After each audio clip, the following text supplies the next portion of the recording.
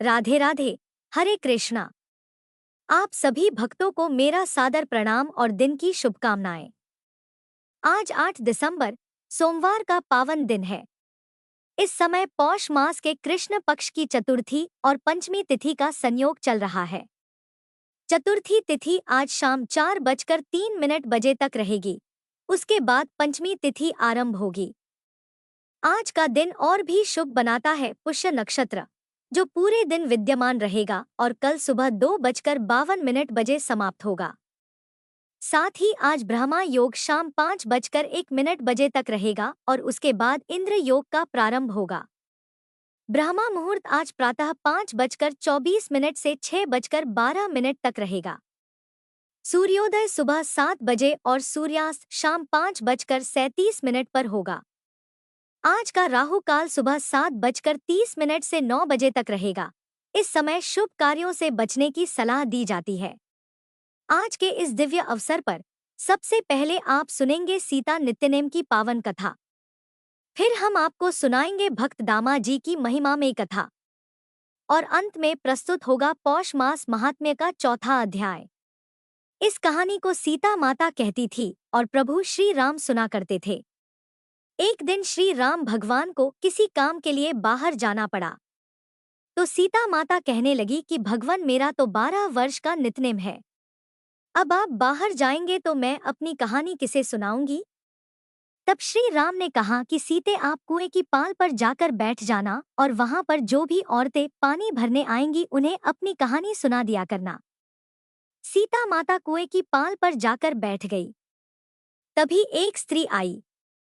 उसने रेशम की जरी की साड़ी पहन रखी थी और सोने का घड़ा ले रखा था। सीता माता उसे देखकर कहने लगी, बहन, मेरा 12 वर्ष का नित्यनेम सुन लो। पर वह स्त्री बोली कि मैं तुम्हारा नित्यनेम सुनूंगी तो मुझे तो घर जाने में देर हो जाएगी और मेरी सास मुझसे झगड़ा करेगी। इसलिए उसने कहानी नहीं सुनी और अपने घर चली गई। लेकिन उसके घर जाते ही उसकी रेशम चेरी की साड़ी फट गई। सोने का घड़ा मिट्टी के घड़े में बदल गया। सासू ने देखा तो पूछा, अरे बहू, यह किसका दोष अपने सिर लेकर आ गई है? बहू बोली, माँ जी, कुएं पर एक औरत बैठी थी। उसने अपनी कहानी सुनने के लिए कहा, लेकिन मैंने नहीं सुनी। शायद उसी का यह फल मुझे मिला है। बहू की बात सुनकर अगले दिन वही साड़ी और वही घड़ा लेकर सास कुएं की पाल पर गई। सास को वहीं पर सीता माता बैठी मिली। तो माता सीता ने कहा, बहन, मेरी कहानी सुन लीजिए। सासू बोली, एक बार छोड़, मैं तो 4 बार कहानी सुन लूंगी। तब सीता माता बोली, राम आए, लक्ष्मण आए, देश के पुजारी आए, नित नेम का नेम लाए, आओ राम, बैठो राम, तपी रसोई जीमो राम, माखन मिश्री खाओ राम, दूध पताशा पियो राम, सूत के पलका मोठो राम, शाल दुशाला पोठो राम, शाल दुशाला ओढ़ो राम, जब बोलूं राम ही राम, राम सवारे सबके काम, खाली घर भंडार भरेंगे, सबका बीड़ा पार करेंगे, श्री राम जय जय राम। सासू बोली, बहन, कहानी तो बहुत अच्छी लगी। फिर कहानी सुनकर सासू घर चली गई और उसकी साड़ी फिर से रेशम जरी की बन गई। मिट्टी का घड़ा भी फिर वापस से सोने के घड़े में बदल गया। बहू ने देखा तो कहने लगी, सासू माँ, आपने यह सब कैसे किया? सासू बोली, बहू, तू दोष लगाकर आई थी और मैं अब दोष उतार कर आ रही हूँ। बहू ने पूछा कि माँ जी, वह कुएं वाली स्त्री कौन है? सासू ने बताया कि वह तो सीता माता थी।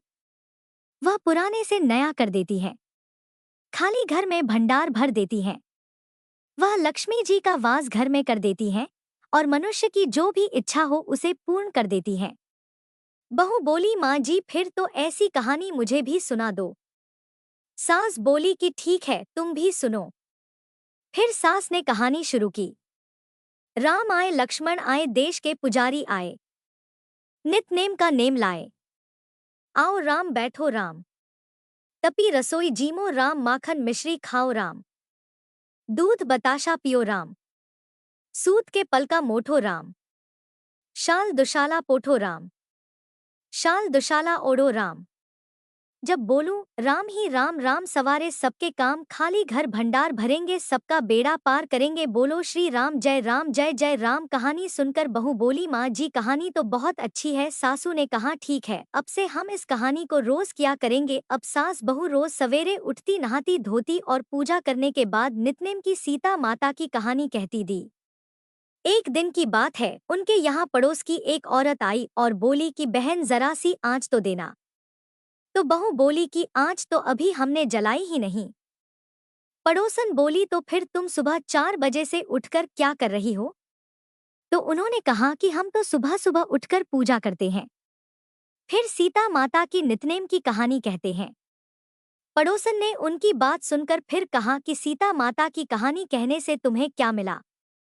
तब वे दोनों बोली कि सीता माता की कहानी कहने से घर में भंडार भर जाते हैं, सारे काम पूर्ण हो जाते हैं, मन की इच्छा भी पूरी होती है। पड़ोसन ने कहा, बहन अगर ऐसा है तब तो फिर मुझे भी कहानी सुना दो। तब बहू बोली कि ठीक है, तुम भी यह कहानी सुन लो।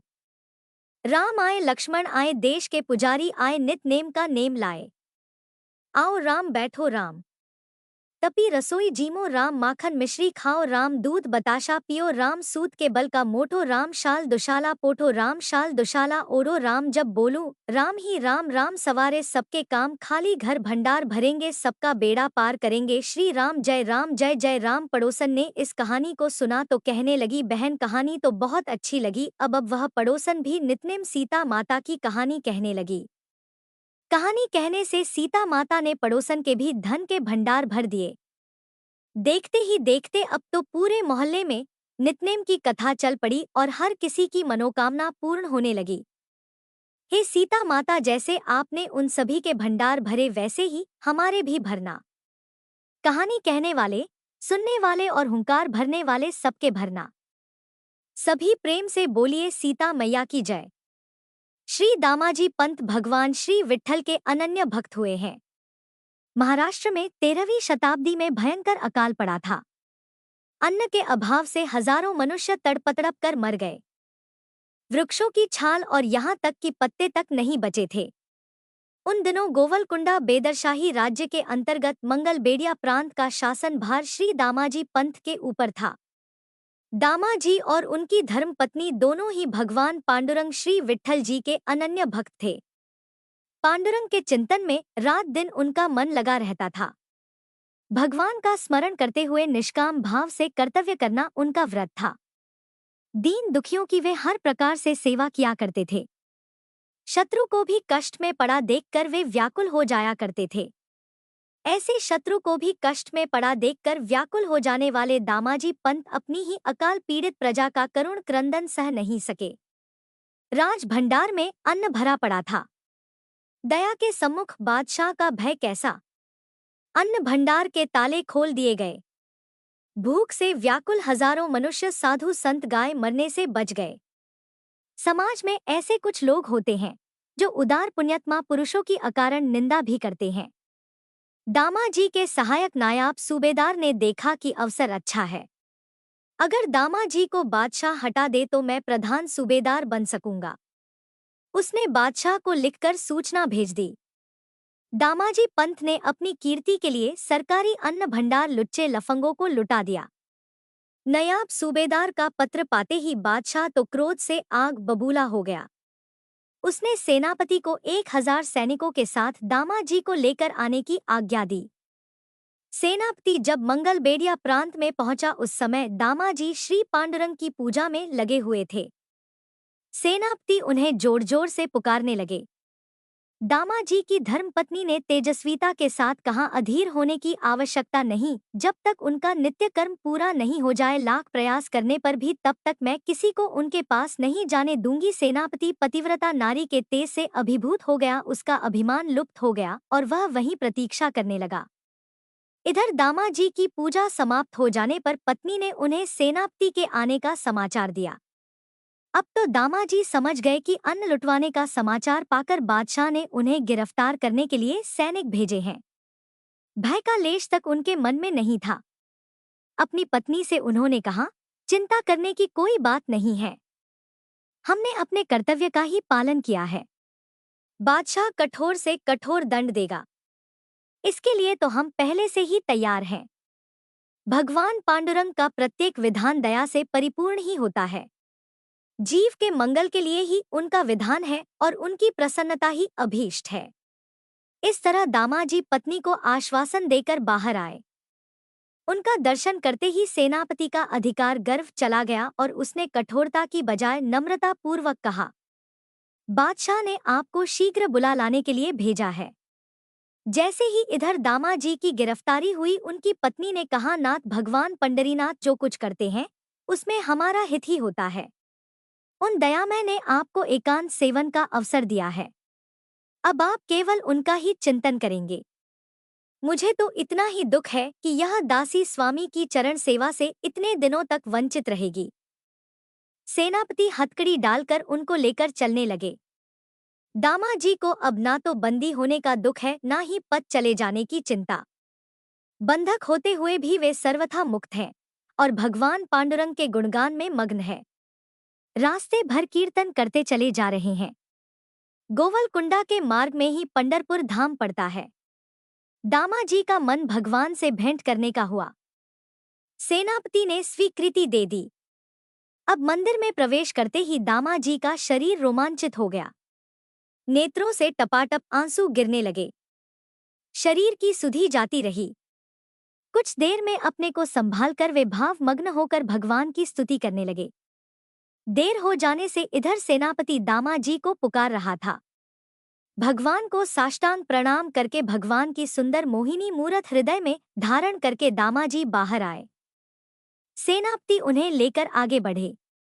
इधर बेदर का बादशाह दामाजी की ही प्रतीक्षा कर रहा था। देर हो जाने से उसका क्रोध बढ़ रहा था।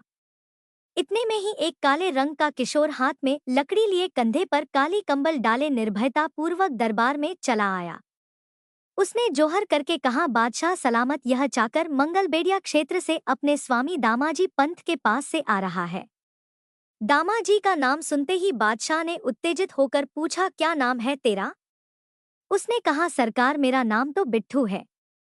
दामाजी के अन्न से पला मैं चमार हूँ। यह अद्भुत सुंदर रूप, यह हृदय को स्पर्श करती मधुर वाणी बादशाह एक टक देख रहा था। बादशाह ने पूछा, क्यों आए हो यहाँ? उसने कहा, अपराध क्षमा हो सरकार। अकाल में आपकी प्रजा भूखी मर रही थी तो मेरे ही स्वामी ने आपके अन्न भंडार को खोलकर सब और अनाज बांट दिया। मैं तो बस उसी का मूल्य देने आया हूँ। आप कृपा करके पूरा मूल्य खजाने में जमा कर ले और मुझे रसीद दिलवाने की कृपा करें। बादशाह तो मन ही मन बड़ा लज्जित हुआ। पश्चाताप करने लगा कि मैंने दामाजी जैसे सच्चे सेवक पर बिना सोचे समझे बेईमानी का आरोप लगाया और उसे गिरफ्तार करने के लिए फौज भेज दी। बादशाह को व्याकुल देखकर बिट्ठू ने एक छोटी थैली निकालकर सामने रख दी और बोला, सरकार जल्दी करें, मुझे देर हो रही है। यह रुपया जमा करके मुझे जल्दी रसीद दिलवा दीजिए।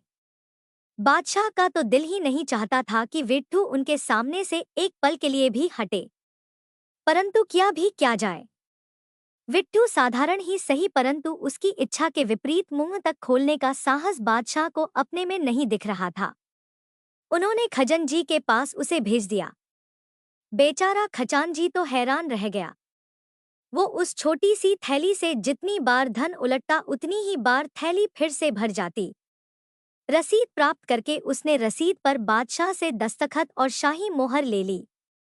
चलने से पहले बिट्ठू ने कहा, मेरे स्वामी चिंता कर रहे होंगे, अब मुझे आज्ञा दीजिए सरकार। ऐसा कहकर बिट्ठू वहां से चल पड़ा।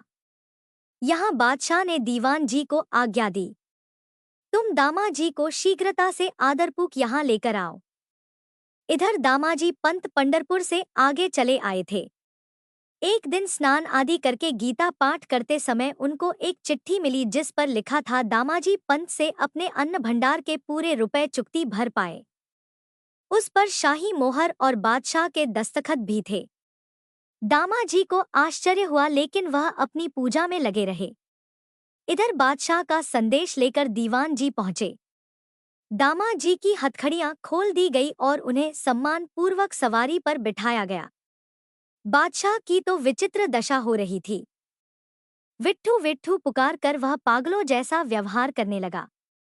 चारों तरफ घोड़े दौड़ाए गए। पर क्या इस तरह विट्ठू मिला करता है? कहाँ है वह विट्ठू? कहाँ चला गया? कहते कहते वह पैदल राजधानी से बाहर तक चला गया था। उसी समय दामाजी सामने से आ रहे थे। बादशाह दौड़कर उनके गले से जा लगा और बड़े कातर स्वर में कहने लगा, दामाजी, दामाजी बताओ, मुझ पापी को बताओ, वह प्यारा बिट्ठू कहाँ है? उस सुंदर बिट्ठू के मुख को देखने के लिए मेरे तो प्राण निकले जा रहे हैं। उसको अगर नहीं देखा तो मैं तो मर जाऊंगा। मैं तुम्हारे पैर पड़ता हूँ। बताओ मुझे मिट्ठू कहाँ मिलेगा? दामाजी ने सुना तो सुनकर हक्क के बक्के रह गए। वे बोले, हुजूर, कौन बिट्ठू? बादशाह ने कहा, दामाजी छिपाओ मत। वही सांवरा सांवरा लंगोटी पहने हाथ में लकड़ी लिए तुम्हारे पास से रुपए लेकर आने वाला मेरा बिट्ठू कहाँ है? अब तो मानो दामाजी के सामने से पर्दा हट गया। रोते रोते वे बोले, आप धन्य हैं। त्रिभुवन के स्वामी ने आपको दर्शन दिए। मुझ अभाग्य के दिए हुए सर्वेश्वर एक दरिद्र चमार बने और एक सामान्य मनुष्य से अभिवादन करने आए। नाथ, मैंने जिसका अन्न लुटवाया था वह मेरे प्राण लेने के अलावा और क्या कर सकता था? दधाम हे सर्वेश्वर, आपने इतना कष्ट क्यों उठाया? बादशाह को याद आया कि भगवान ने अपने को दामाजी का सेवक बताकर परिचय दिया था। जिन दामाजी की कृपा से मुझ पापी को भी भगवान के सहज ही दर्शन हुए और जिन्हें स्वयं भगवान ने अपना स्वामी कहा, निश्चित थी दामाजी कोई साधारण कोटि के महात्मा तो नहीं है। बादशाह ने ताज उतारकर उनके चरणों में रख दिया। दामाजी प्रेम में उन्मत्त होकर पांडुरंग पांडुरंग पुकारते वहीं मूर्छित हो गए। भक्त वत्सल भगवान ने आकर उन्हें उठाया। उस समय बादशाह ने भी दामाजी की कृपा से श्री भगवान के दर्शन पाए। बादशाह भी उन सौंदर्य सागर के पुनः दर्शन प्राप्त करके कृतार्थ हो गया। संसार में कोई भी सेवक को अपना स्वामी नहीं बनाता, लेकिन श्री भगवान ऐसे हैं कि वो अपने दास की भक्ति पर लीच कर उसे अपना स्वामी बना लेते हैं। सभी प्रेम से बोलिए, पांडुरंग भगवान की जय, श्री विट्ठल भगवान की जय, श्री दामाजी पंत जी की जय। अब सुनिए आज का अध्याय। स्वामी समर्थ जब बंकटलाल के घर में थे तब एक अप्रत्याशित घटना घटी। बरार के लोग वैशाख शुक्ल पक्ष तृतीया को यानी अक्षय तृतीया, जिसे अखा तीज भी कहते हैं, यहाँ के लोग इस दिन श्राद्ध पक्ष करके पितरों को उदक कुंभ देते हैं। बरार में यह एक बहुत बड़ा महत्वपूर्ण पर्व माना जाता है। उसी दिन महाराज बालकों में बैठकर लीला कर रहे थे। गजानन महाराज ने बालकों से कहा, बालकों, तुम लोग चिलम में तंबाकू भरकर आग ऊपर रखकर मुझे दे दो। यह सुनकर बालक बड़े आनंदित हुए और तंबाकू चिलम में भरकर आग के लिए सोचने लगे, क्योंकि पर्व का दिन था। उस दिन चूल्हा जलाने में देर थी। तब उनकी कठिनाई को जानकर बंकटलाल ने बालकों से कहा, अरे, अपनी इस गली में जानकीराम सुनार की दुकान है, वहां से आग ले आओ, क्योंकि सुनार की दुकान में पहले अग्नि पिटाए बिना काम ही नहीं चलता। यह सुनकर सारे बालक दौड़कर जानकीराम की दुकान पर गए और महाराज की चिलम भरने के लिए आग मांगी। सुनकर जानकीराम क्रोधित हो गया और बोला, आज तो अक्षय तृतीया का दिन है, शनिवार के दिन मैं आग नहीं दूंगा। तब बालकों ने हाथ जोड़कर कहा, आप यह कैसा व्यवहारिक विचार कर रहे हैं? यह आग तो गजानन महाराज के चिलम के लिए चाहिए और साधु के कार्य में भला शुभ अशुभ का अवसर कहाँ देखा जाता है? यह तो बड़ा पुण्य कार्य है। अरे, हम लोग तो बालक हैं, आप तो प्रौढ़ व्यक्ति हैं। क्या इतना भी आप नहीं जानते जो ऐसी बातें कर रहे हैं? अगर आप हमें अग्नि देंगे जिससे गजानन महाराज चिलम पीकर तृप्त होंगे तो आपका कल्याण होगा। किंतु जानकीराम ने बालकों की एक भी नहीं सुनी। कहते हैं कि डूबते का पैर और खड्डे में जाता है। वह बालकों से उल्टी सीधी बात करते हुए कहने लगा, अरे गजानन काहे का पुण्यवान और काहे का साधु?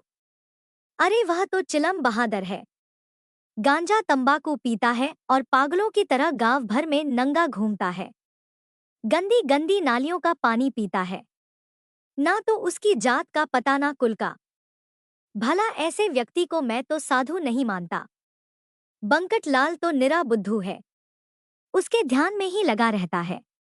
मैं आगवाग नहीं देता उसके चिलम के लिए। अगर वह साक्षात्कारी है तो आग मांगने की क्या जरूरत है? अपनी शक्ति से ही आग क्यों नहीं लगा लेता?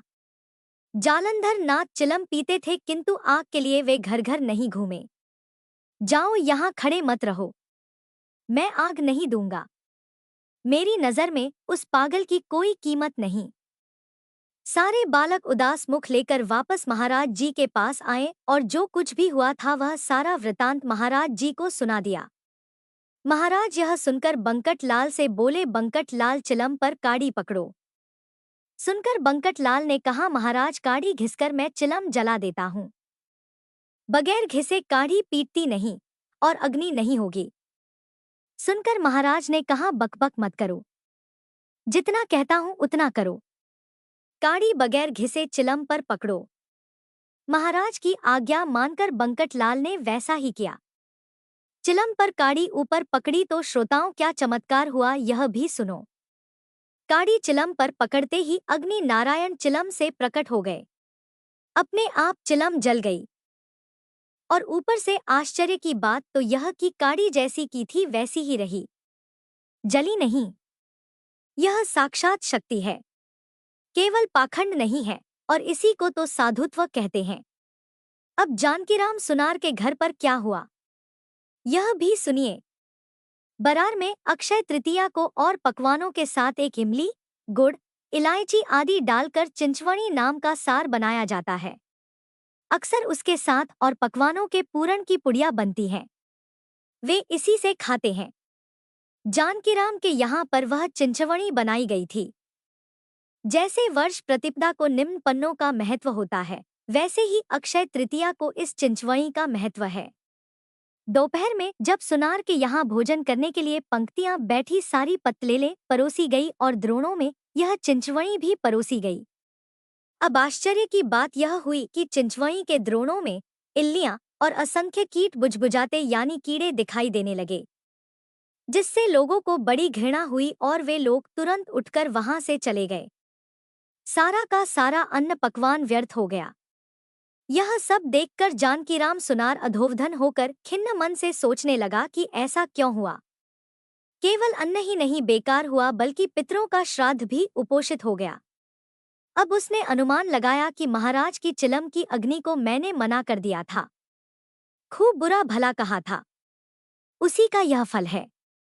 इसके लिए मैं ही दोषी हूँ। बंकट लाल ने उसका समाधान करते हुए समझाया कि आपने जो इमली ली शायद उसके बीज कीड़े वाले होंगे। सुनकर जानकीराम ने कहा, सेठ जी आप ऐसा कैसे कहते हैं? मैंने तो बिल्कुल नई और शुद्ध इमली ली थी। बीज अभी भी कूड़े में पड़े हुए हैं, देख लीजिए, कहीं कीट का कोई नाम तक नहीं है। अब आप ऐसा करें कि मुझे महाराज जी के पास लेकर चलिए। मैं उनके चरण पकड़कर अपने अपराध के लिए क्षमा मांगूंगा। संत तो दया धन होते हैं, मुझे अवश्य ही क्षमा कर देंगे। ऐसा कहकर जानकीम डरते डरते महाराज के पास गया। उनके चरणों में साक्षात दंडवत करते बोला, दयाधन मैंने तो बहुत बड़ा अपराध किया है, अनेकों अपराध किए हैं। आप मुझे कृपा करके क्षमा कर दीजिए। आप तो साक्षात पार्वतीपति भगवान शंकर हैं। जो मेरा भ्रम था उसका आज निवारण हो गया। मेरे अपराध तणों को आप अपनी कृपा अग्नि से भस्म कीजिए। इसके बाद मैं कभी भी अवेला नहीं करूंगा। जितना दंड आज दिया है उतना ही बस है। आप अनाथों के नाथ हैं। हे दया प्रभु मुझ पर भी कृपा कीजिए, मेरा अंत ना देखिए। यह सुनकर महाराज जी बोले, अरे तिल भर भी झूठ मत बोल। तुम्हारे उस चिंचवणी सार में कहाँ कीड़े हैं? वह तो मधुर और उत्तम स्वादिष्ट है। बिना वजह ही हम पर दोष मरता है। सुनकर लोगों ने जाकर दोबारा जब पात्र देखा तो सार स्वच्छ और बिल्कुल कीड़े रहित हो गया था। पहला दृश्य एकदम बदल गया था। शाम का समय हो चला था। अब तो देखते ही देखते यह आश्चर्यजनक घटना पूरे गांव भर में फैल गई। उसी तरह जैसे कस्तूरी की सुगंध फैल जाती है, जिस उसके मुंह से यह चमत्कारिक समाचार कथन किया जा रहा था। हर कोई इस चमत्कार के बारे में ही बात कर रहा था। शेगांव में चंदू मुकीम नाम का एक समर्थ परम भक्त था। जेठ का महीना था। अनेक भक्त महाराज के चारों ओर बैठे थे। कोई आम काट रहा था, कोई आम की फाके महाराज के हाथ पर दे रहे थे। कुछ हाथ जोड़े महाराज के पद कमलों में दृष्टि लगाए बैठे थे तो कोई मिश्री का प्रसाद बांट रहे थे। कोई कोई महाराज जी के गले में पुष्पहार पहना रहे थे तो कोई महाराज के अंग में चंदन का लेप लगा रहे थे। तब महाराज ने चंदू से कहा, मुझे यह आम नहीं चाहिए। तेरे घर में मटके में 2 गुजिया है, वही लाकर दे। तब चंदू हाथ जोड़कर बोला, महाराज इस समय गुजिया काहे की? अगर आपकी इच्छा हो तो मैं नई तलवा कर ले आऊंगा। महाराज जी ने कहा, अरे अरे मुझे ताजे नहीं चाहिए, जो रखे हैं बस वही लाओ। बिना काम के समय व्यर्थ में मत बिता, बहाने मत बना। गुरु से झूठ नहीं बोलना चाहिए। अन्य लोगों ने चंदू से कहा, अरे जाकर घर में देखो, महाराज कह रहे हैं वह झूठ नहीं होता। अब चंदू अपने घर में जाकर अपनी पत्नी से पूछने लगा, अरे भाग्यवान, घर में गुजिया है क्या? उसकी पत्नी ने कहा, मैंने अक्षय तृतीया को गुजिया बनाई थी, वह तो उसी दिन समाप्त हो गई थी। अब तो इस बात को 1 महीना बीत गया। अब भला घर में गुजिया कहाँ से रहेंगी?